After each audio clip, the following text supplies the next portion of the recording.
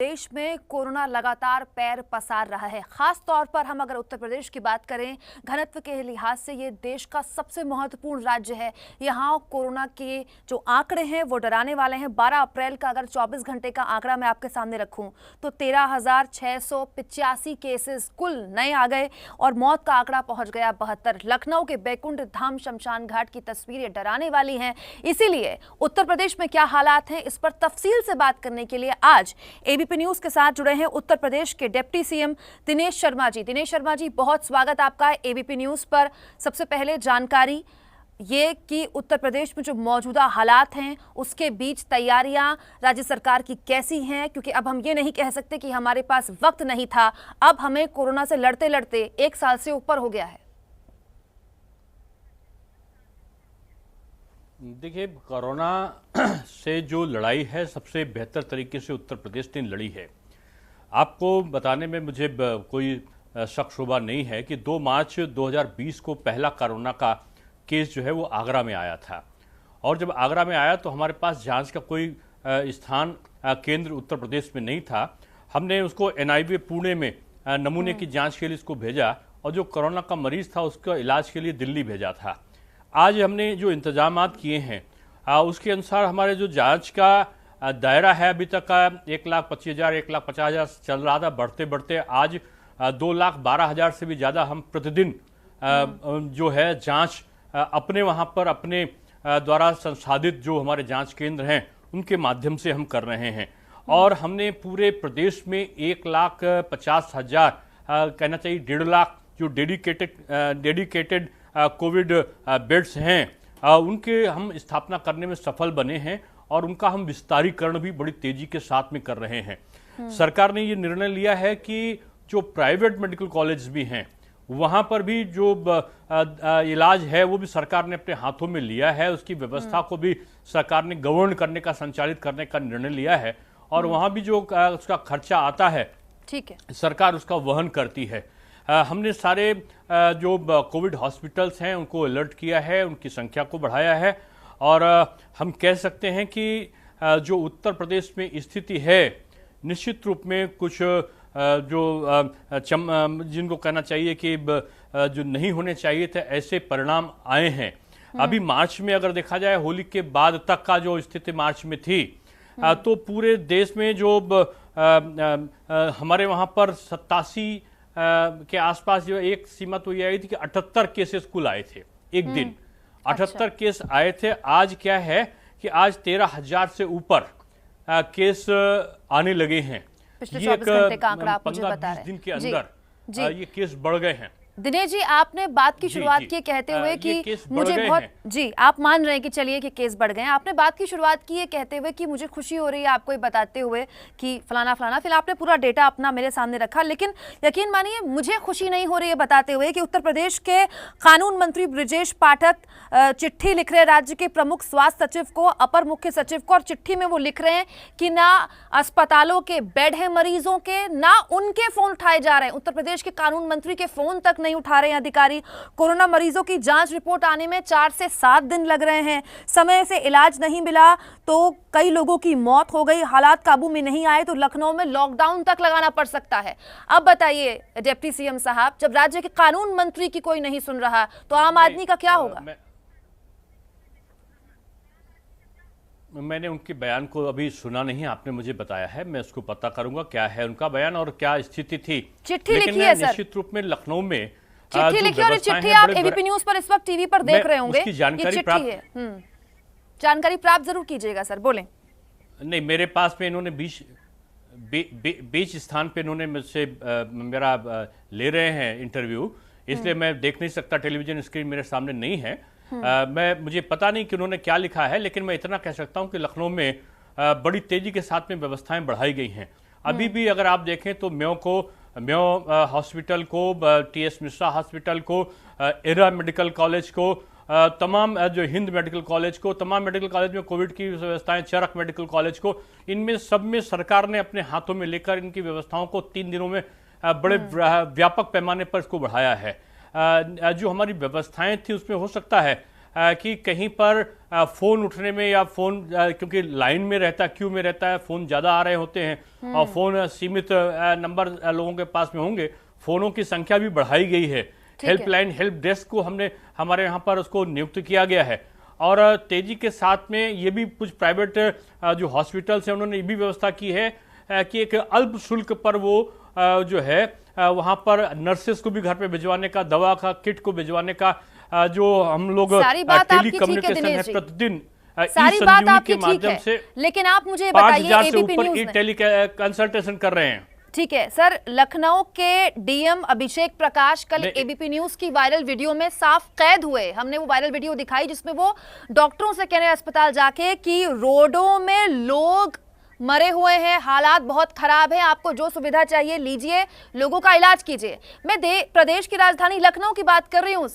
Deputy CM साहब, प्रदेश की राजधानी लखनऊ के डीएम जब ये कह रहे हैं कि रोडों में लोग पड़े हुए हैं, तो फिर आप कैसे उम्मीद करें कि प्रदेश के किसी दूर दराज जिले में स्थितियां ठीक होंगी? देखिए, मेरा आपसे निवेदन है कि जो नकारात्मक समाचार है उनसे बचने की कोशिश आपको करना चाहिए। जो सरकार प्रयत्न कर रही, पूरे संघर्षरत होकर 24 घंटे हम लोग काम कर रहे हैं। नकारात्मक और सकारात्मक की नहीं है, हमारे बात यहाँ पर सच और रियलिस्टिक होने की है। हम जब तक सर सब हम जब तक सच को स्वीकारेंगे नहीं, हम सुधार नहीं कर सकते। आपका नजरिया जिस प्रकार देखने को होगा वही दिखेगा। आप वो भी देखिए कि संक्रमण के बावजूद डॉक्टर कितनी भारी संख्या में संक्रमित में हैं। हमने अपनी जो चिकित्सा सुविधा है उनको बाधित नहीं होने दिया। ये एक सकारात्मक पहलू आपको दिखाई पड़ेगा जरूर से अगर आप देखेंगे। और हमने हॉस्पिटल की भी संख्या बढ़ाई है, निजी चिकित्सकों को भी हम काम पे लाए हैं और हमने बड़ी तेजी के साथ में, कड़ाई के साथ में कुछ गाइडलाइंस को जारी किया है। हम उनका अनुपालन करा रहे हैं, चाहे मास्क लगाने पर जुर्माने का हो, चाहे जो नवरात्र और रमजान के समय कार्यक्रमों को करने का हो। आज भी हमारे मुख्यमंत्री जी यहाँ के धर्मगुरुओं के साथ में बैठक कर रहे हैं। हमने चारों तरफ रात्रि कर्फ्यू से लेकर तमाम व्यवस्थाओं को भी किया है। हमने स्वच्छता का एक अलग अभियान हम चला रहे हैं। हम सैनिटाइजेशन का एक अलग अभियान चला रहे हैं। शाम को फॉगिंग बड़े युद्ध स्तर पर की जा रही है। हमारे इंतजाम भी हैं।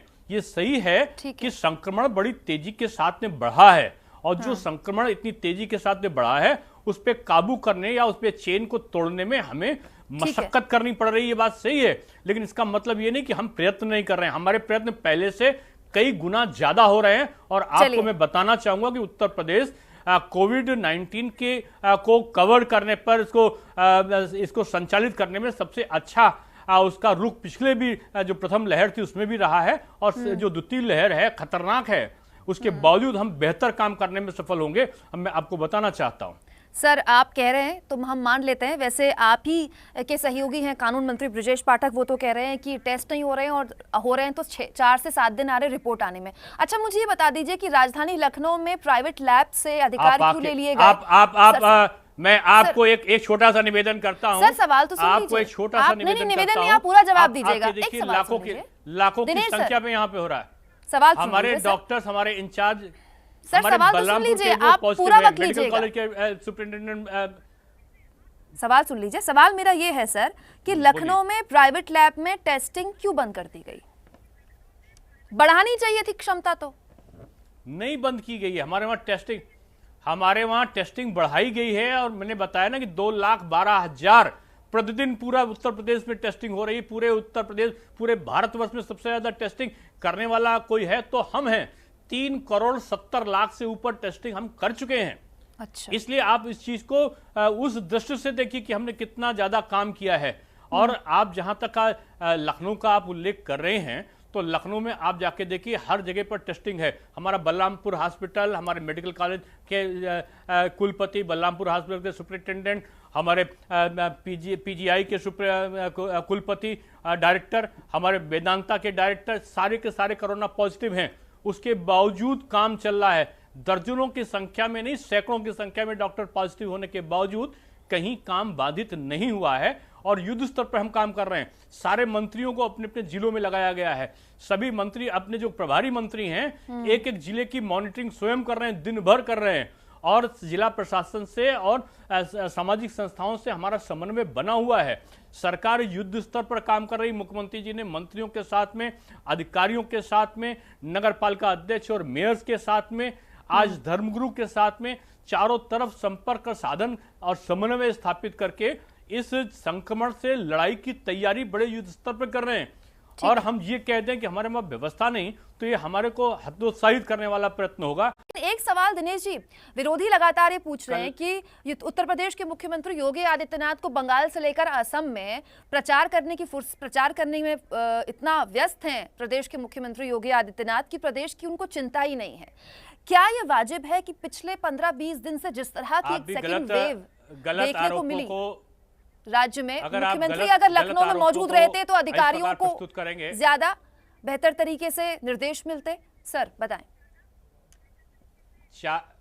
चार दिन से तो 24 घंटे काम करते हुए टेलीविजन पर भी मुख्यमंत्री दिख रहे हैं। उसके पहले भी मुख्यमंत्री जाते थे तो शाम को 6 बजे तक का, आने के बाद रात को 12 बजे तक का काम करते हुए दिखाई पड़ते थे।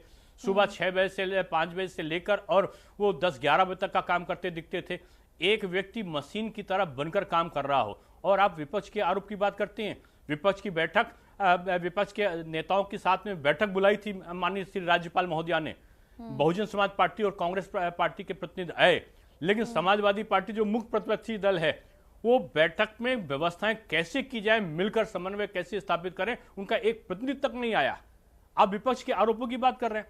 मैं यही निवेदन करना चाहता हूं, ये व्यक्ति, ये समय आरोप प्रत्यारोप का नहीं है, मिलकर समन्वित भाव में काम करने का है। और आपको बताएं, ये सरकार की युद्ध स्तर पर की गई कार्रवाई है, उसके परिणाम आना शुरू हो गए हैं। और परिणाम ये आए हैं कि कल मृत्यु दर काफी कम, पहले से कम हुई है, जो एकदम से रेशियो बढ़ गया था, कल उसके परिणाम कुछ कम हुए हैं। उसके नतीजे अच्छे आने की तरफ हम लोग बढ़ना शुरू कर रहे हैं। और मुझको लगता है कि जल्दी ही सरकार प्रत्येक स्तर पर हम अपने जो हमारे 1,50,000 बेड्स हैं उनको भी बढ़ाएंगे।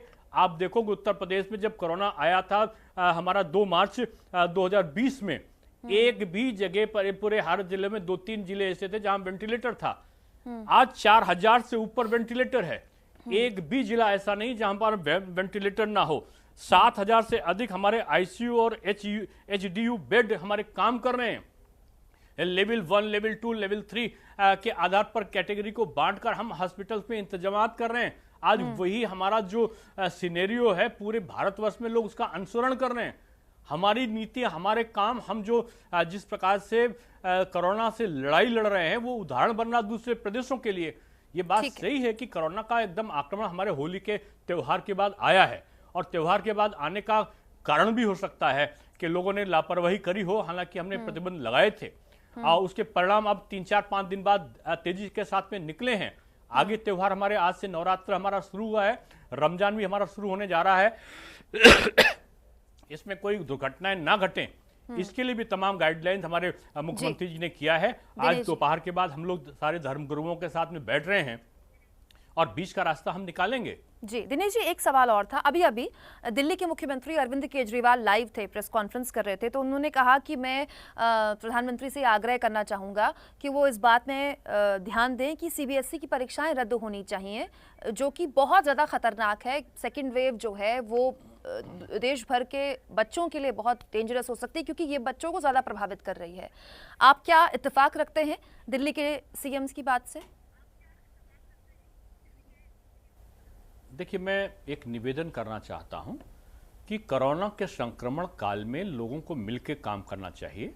लोगों को दिग्भ्रमित करने का, लोगों को विशेष प्रकार की बातों से डराने का या किसी अन्य प्रकार का कोई भी प्रयोजन अगर कहीं आता है तो हर व्यक्ति को बचने की जरूरत सर, ये तो सवाल है। मैं सवाल इसलिए भी पूछ रही हूँ क्योंकि कांग्रेस के महासचिव प्रियंका गांधी वाड्रा ने भी इस तरह पूरा बोलने देंगे आप तब तो नहीं सर, ये तो वाजिब सवाल है कि ये वाली जो वेव है कोरोना की, सर सुनिए ना, बताया है ये वाली वेव बच्चों को ज्यादा प्रभावित कर रही है। तो क्या आपको लगता है कि सीबीएसई के जो एग्जाम्स होने वाले हैं वो रद्द होने चाहिए? आप बताएं। मैं उसी को, मैंने माननीय मुख्यमंत्री का, जो दिल्ली के मुख्यमंत्री हैं, उनका बयान नहीं सुना है, लेकिन मैंने एक सामान्य प्रकृति की बात कही है कि सरकार रोज मॉनिटरिंग कर रही, चाहे केंद्र की सरकार हो चाहे प्रदेश की सरकार हो। मुख्यमंत्री जी ने किस परिप्रेक्ष्य में कहा मुझे नहीं पता। पहले वैक्सीन के बारे में भी आदरणीय प्रियंका जी ने और तमाम कुछ ऐसे मुख्यमंत्री थे जिनके बयान आए थे, आज वही मुख्यमंत्री खुद भी लगा रहे हैं वैक्सीन, और वैक्सीन लगाओ इसकी अपील करने के लिए होड़ लगा रहे हैं कि सरकार जो काम करती है उसकी आलोचना का काम पहले लोग शुरू कर देते हैं। परीक्षाओं के संदर्भ में जो भी निर्णय होगा सरकार सोच विचार करके निर्णय लेगी। उत्तर प्रदेश की जहां तक मैं बात बताऊं, हमारा प्रयत्न है कि 8 मई से हमारी परीक्षाएं हैं उत्तर प्रदेश में बोर्ड की। लगभग 56 लाख के बीच में लोग विद्यार्थी यहाँ पर बैठने वाले हैं। हमारा प्रयत्न ये है कि हम जो वैक्सीनेशन है वो ज़्यादा से ज़्यादा जो हमारे ड्यूटी पर टीचर जाने वाले हैं उनका हो जाए, और जो जांच है वो हमारे विद्यार्थियों की भी ज़्यादा से ज़्यादा हो जाए, हमारे टीचर्स की भी ज़्यादा से ज़्यादा हो जाए। और हम वॉच कर रहे हैं, वेट एंड वॉच, और हम देख रहे हैं कि हमारा ये कोरोना संक्रमण पे हमारा नियंत्रण किस सीमा तक पहुंचता है। अभी हमारा 24 अप्रैल से हमारी परीक्षाएं थी, उसको हमने बढ़ाकर 8 अप्रैल किया है। जल्दी हम अपने परिवर्तन, निर्णयों का परिवर्तन बगैर सोचे समझे नहीं कर सकते हैं। हमें देखना होगा कि उत्तर प्रदेश के कितने जिलों में कोरोना का संक्रमण का कितना प्रभाव है, वाजिब बात और आपने उसके कही अनुसार दिनेश जी। क्या निर्णय हो सकता है जो छात्रों के हित में और शिक्षक के हित में होगा, वो निर्णय हम लोग लेंगे। दिनेश जी, माननीय बिल्कुल। मुख्यमंत्री जी ने दिल्ली सरकार से प्रार्थना की है। दिल्ली सरकार उस पर सोचेगी कि गुणदोष के आधार पर क्या निर्णय है, उस पर वो निर्णय करेगी। लेकिन उत्तर प्रदेश के संदर्भ में जो हम कर सकते हैं वो मैंने बताया। ठीक है दिनेश जी, आपने वाजिब बात कही कि इस तरह के फैसले इंटरव्यूज में नहीं दिए जाते, सोच समझकर मंथन करके सरकारें लेती हैं, अच्छी बात है। एक और बात जो बार बार कई जानकार भी कह रहे हैं, और ये बात एक तरह से सही भी है दिनेश जी, क्योंकि अगर आप यूपी की बात करें या देश की बात करें, देखिए हम एक युवा राष्ट्र हैं, हमारी जो आबादी है वो 40 साल से कम या 40 साल के आसपास की आबादी ज़्यादा है। हम मिलेनियल राज्य हैं ना, मिलेनियल कंट्री हैं हम। यूपी के संदर्भ में भी युवाओं की संख्या ज़्यादा है। तो ये जो एक स्ट्रिक्टनेस है कि 45 साल के ऊपर जो लोग हैं वो वैक्सीन लगा सकते हैं, आपको नहीं लगता कि ये जो संदर्भ है इसको हमें ख़त्म करना चाहिए और 20 साल से ऊपर के तमाम लोगों को अब वैक्सीनेशन के प्रोसीजर में ऐड करना चाहिए? क्योंकि अगर हम एक्चुअली में सही में एक्टिव केसेस खत्म करना चाहते हैं तो हमें उन लोगों को भी वैक्सीनेशन की प्रक्रिया में जोड़ना होगा जो आगे जाके स्प्रेडर बन सकते हैं। तो फिर इस दायरे को क्यों ना जल्द से जल्द खत्म कर दिया जाए? देखिए, पहला निवेदन मेरा ये होगा आपसे कि माननीय प्रधानमंत्री जी और भारत सरकार पर विश्वास रखना चाहिए। दुनिया में सबसे पहले हमने वैक्सीन बनाई, और अपने देश में नहीं, हमने कई देशों को, कई दर्जन नहीं सैकड़ों देशों को हमने सप्लाई किया। आज वैक्सीन हमारी सफल हो रही है। हमने एक सिस्टम बनाया है कि पहले हमने जो कोरोना वॉरियर्स थे उनको, उसके बाद 60 वर्ष से ऊपर के लोगों को, उसके बाद 45 से ऊपर के लोगों को, हम एक सिस्टम के अनुसार चल रहे हैं। आज आपने सुना होगा कि एक रशियन स्पुतनिक को भी हमने जो इंडिया के माध्यम से बन रही है वैक्सीन, उसको भी हमने मंजूरी दी है। हम वैक्सीन यहाँ पर कम ना पड़े इसकी पूरी चिंता कर रहे हैं। सरकार एक नीति निर्धारित करके अपने नियोजन को कैसे सफलतापूर्वक, कहीं भगदड़ ना मचे, कहीं उसका वेस्टेज ना हो, और उसके अनुसार कैसे सुव्यवस्थित तरीके से कर सकती है। सरकार निर्णय समय समय पर स्टेप बाय स्टेप ले रही है। आप केंद्र सरकार पर विश्वास करिए कि किसी भी जनता में, और खासतौर से नौजवानों की चिंता केंद्र सरकार सबसे ज्यादा करती है, और जल्दी समय आएगा कि हम 45 से नीचे पर भी सरकार विचार करेगी। इसका मतलब जो हम और तीसरी वैक्सीन भी ला रहे हैं, इसका सीधा तात्पर्य यही जाता है कि हम अन्य प्रयोजनों पर भी विचार करने की तरफ आगे बढ़े हैं। और मुझको लगता है कि जल्दी ही 45 वर्ष की जो समय की आयु सीमा है उसको हम जैसे क्रॉस करेंगे, निचले स्तर तक हम लोग आएंगे। और वैक्सीनेशन की जो क्षमता है टीका उत्सव के रूप में बड़ी सफल बनी है। और यहाँ पर हम कह सकते हैं कि लाखों के रूप में लगभग 90 लाख के आसपास लोगों का वैक्सीनेशन उत्तर प्रदेश में हो चुका है। दिनेश जी, बहुत शुक्रिया, आप एबीपी न्यूज के साथ जुड़े। हमने कोशिश की कि हर मुमकिन सवाल आपके सामने रखा जाए, क्योंकि ये सवाल जनता के, उत्तर प्रदेश की आवाम के सवाल थे। बहुत शुक्रिया दिनेश जी, आपने वक्त निकाला। न पाबंदी हो न कोई हद हो तो बस खुद बनाई सरहद हो।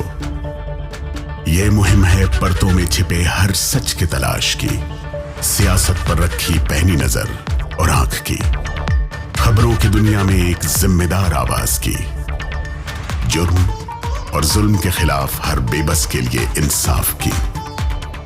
जब कोई हद नहीं इंसानियत के लिए जज्बात की, जब कोई हद नहीं खुशियों और ख्वाब की, तब कोई हद क्यों हो नए नजरिए और बदलाव की। तोड़ के हदों के ताले नए सपनों को पाले, बांधे सबको एक धागे, आपको रखे आगे। ABP news.